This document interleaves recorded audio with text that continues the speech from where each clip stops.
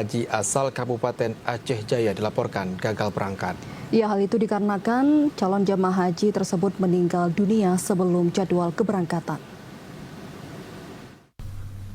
Menjelang keberangkatan ibadah haji tahun 2026, satu jemaah calon haji asal Aceh Jaya dipastikan gagal berangkat ke Tanah Suci setelah meninggal dunia sebelum jadwal keberangkatan.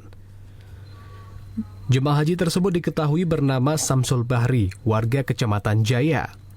Almarhum sebelumnya telah terdaftar sebagai jemaah haji reguler tahun 2026 dan telah mengikuti berbagai tahapan persiapan.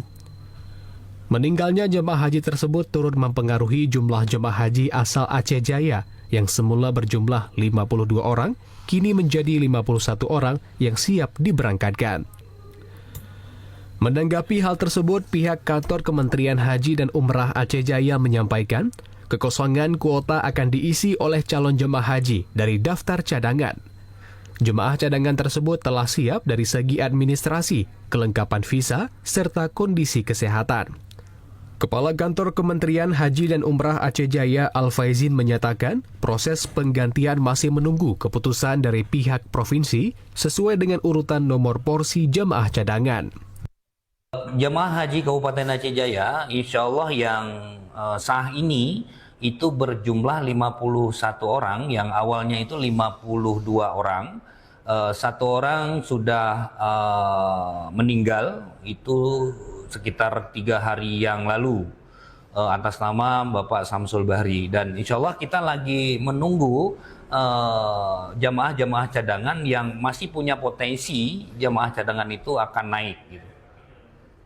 Untuk pendaftaran untuk menjadi jamaah reguler itu dari jamaah cadangan itu sangat tergantung kepada jamaah tunda, dan ini sifatnya adalah jamaah cadangan yang porsinya di bawah dari jamaah reguler, baik itu jamaah di kabupaten kita yang menggantikan ataupun kabupaten-kabupaten yang lain.